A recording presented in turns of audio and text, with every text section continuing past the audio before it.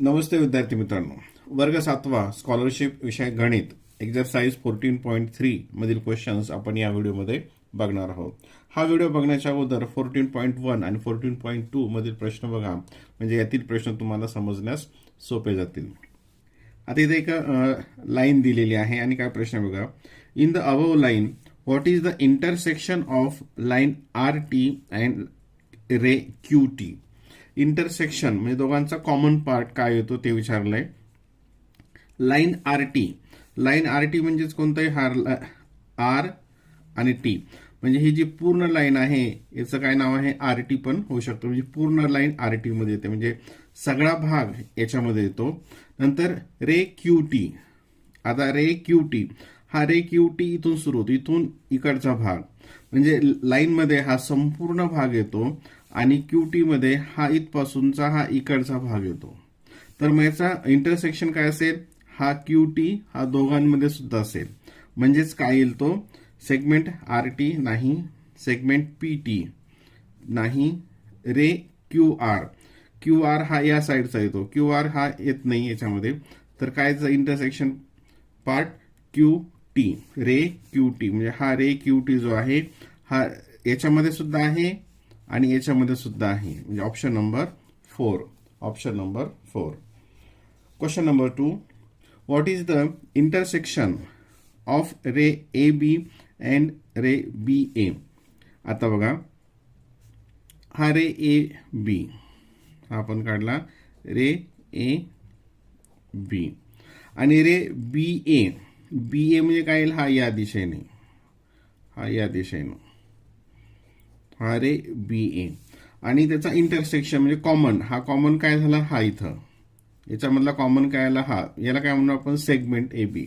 बघा, रे ए बी नाही, रे बी ए नाही, लाईन ए बी म्हणजे पूर्ण चालत नाही. तर segment a b is the intersection of this two rays. Question number 3.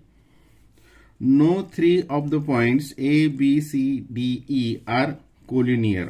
यातले कोणतेही 3 पॉइंट हे कोलिनियर नाहीत. कोलिनियर म्हणजेच कोणते, जे एकाच लाईन मध्ये असतात त्याला आपण काय म्हणतो, कोलिनियर पॉइंट्स. ठीक आहे.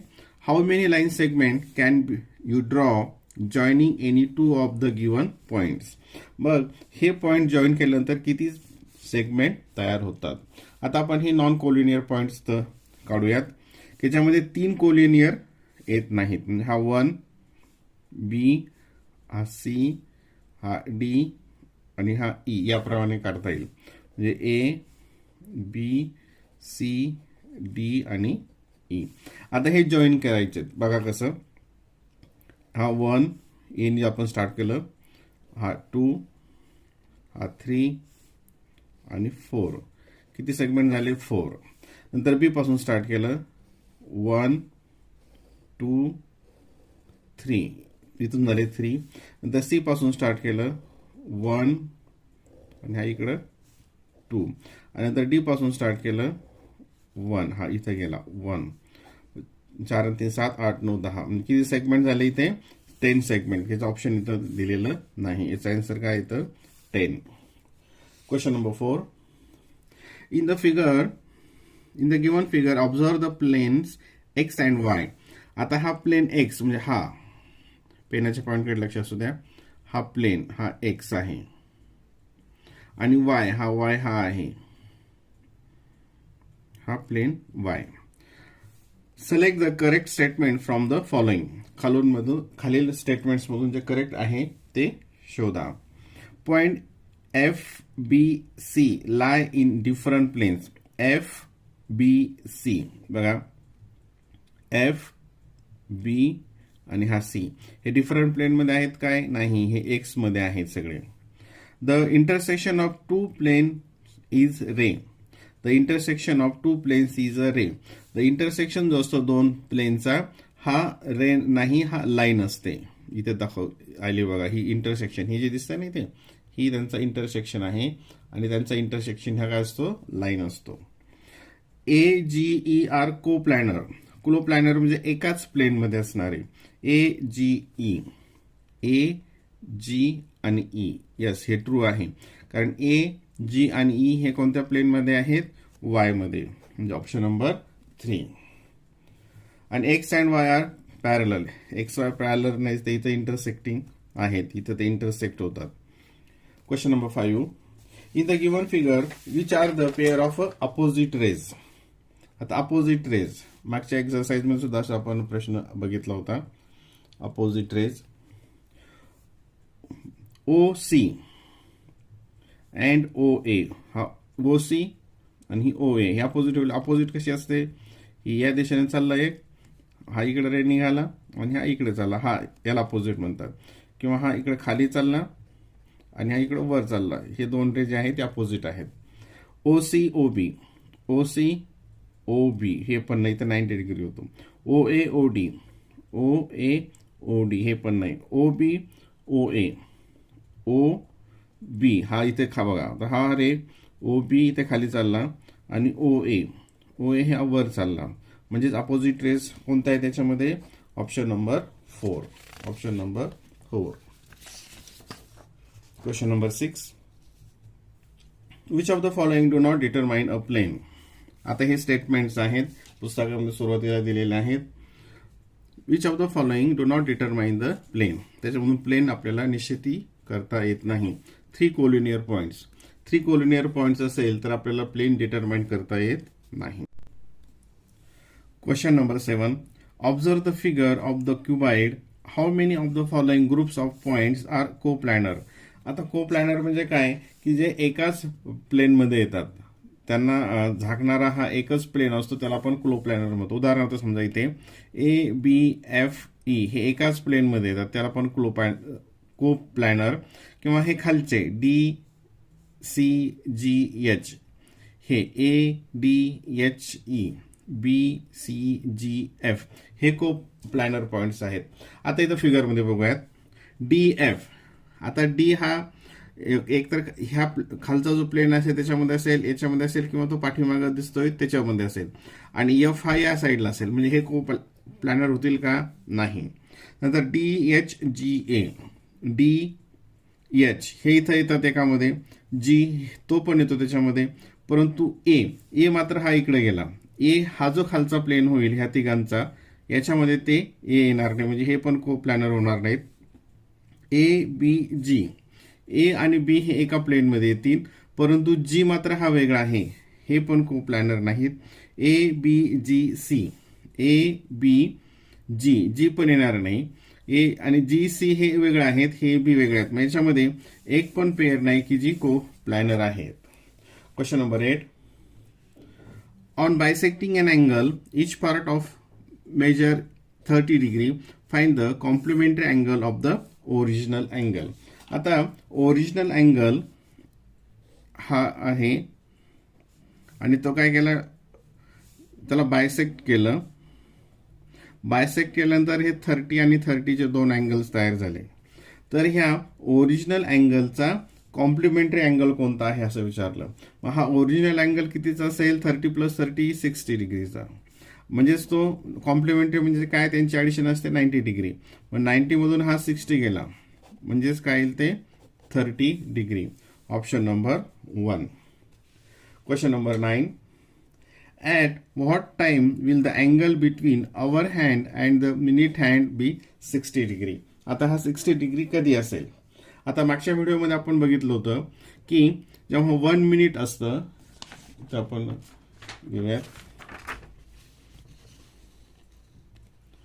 1 मिनिट. 1 मिनिट म्हणजेच किती असतं, 6 डिग्री. 1 मिनिट मध्ये किती असतं, 6 डिग्री. आता इथे बघा 8 o'clock. म्हणजे 8 o'clockला कशी पोझिशन असेल घड्याळाची, इथं आपण ही घड्याळ काढली, इथं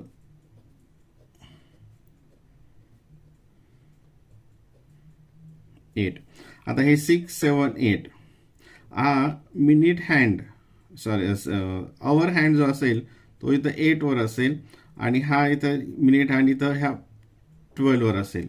आता इथं किती होतं, हे इथं 90च्या वर होतं हे, कारण इथं हे 30, इथं हे 5 मिनिट्स म्हणजेच काय 5 × 6 30 अँगल, हा 30 हा 30 हा 30 हा 30 पेक्षा आणि खाली, म्हणजे हे इथं किती येते 30 येणार नाही, म्हणजे ऑप्शन येणार नाही.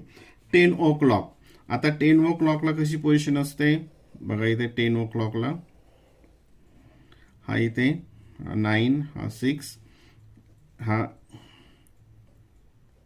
12. आता 10 ओ क्लॉकला काय असणार आहे, मिनिट हँड इथं असेल आणि 9:10 हा इथं असेल ओव्हर हँड. आणि इथं किती आले, हे इथं किती मिनिट्स येतात 5 5 प्लस 5 प्लस 5 10. आणि 1 मिनिट म्हणजेच काय 6 डिग्री. 1 मिनिट म्हणजे 6 डिग्री, म्हणजेच 10 इंटू 6 इक्वल्स टू 60. म्हणजेच केव्हा असेल 60 मेजरमेंट 2 मध्ये 10 o'clock. Option number 2. Option number 2. Question number 3. What will the angle between the hour hand and the minute hand at 8:15? आता 8:15 ला किती त्याच्यामध्ये अंतर असेल असा प्रश्न आहे. इथं आपण घड्याळ काढूयात. इथं ही घड्याळ ड्रॉ केली, ठीक आहे. हा इथं 6 9 3 12 8, हे 6 7 8. आता 8:15च्या वेळेस काय असणार आहे, हा मिनिट हँड इथे असेल, ठीक आहे. हा मिनिट हँड इथे आला, हा मिनिट हँड. आणि आवर हँड कुठं असणार आहे, तास काटा. हे 6 7 8, 8च्या थोडंसं पुढे असेल, 8च्या थोडंसं पुढे असेल हा मिनिट हँड आणि हा आवर हँड, ठीक आहे. आता आपण इथं कितीपर्यंत अंतर येतं ते बघूयात. हे 5 मिनिट्स, हे 5 मिनिट्स, हे 5 मिनिट्स, इथपर्यंत 5 आले, हे परत 5 मिनिट्स आणि 5, म्हणजे हे 5 10 15 20 आणि 25, टोटल किती झाले, हे इथं 25 मिनिट. मग 25 मिनिट्स म्हणजे किती डिग्री होईल ते 25 6 150 डिग्री. आता जेव्हा हा मिनिट काटा जो असेल तो इथं पुढं सरकेल, त्याच वेळेस हा तास काटा आवर हँड सुद्धा सरकेल. ह्या 8 आणि 9च्या मध्ये, इथं ह्या दोघांच्या मध्ये तो किती सरकेल, तर हा इथपर्यंत किती सरकलेला आहे, याच्या टोटलच्या 1/4, टोटलच्या 1/4. मग हा सुद्धा, हे जे डिस्टन्स आहे इथलं, हे डिस्टन्स, आता हे किती मिनिट आहे 5 मिनिट, म्हणजेच किती 5 6 30 डिग्री. मग हे सुद्धा काय सरकलं असेल, याच्या 1/4 सरकेल, याच्या 1/4. मग 30चा 1/4 तिथे येतो बघा, 4 1 जा 4 4 7 जा 28 पॉईंट, इथं 2 आलं 28, 30 मधून 2 गेलं इथं, आणि 4 5 जा 7.5. म्हणजे हा इथपर्यंतचा जो असेल 8 पर्यंतचा तो असेल 150, आणि हा इथला जो असेल तो असेल 7.5, 7.5 म्हणजे 0.5751, म्हणजेच किती असेल ते 157.5 डिग्री, 8:15 वाजताची हा अँगल इथं तयार होईल.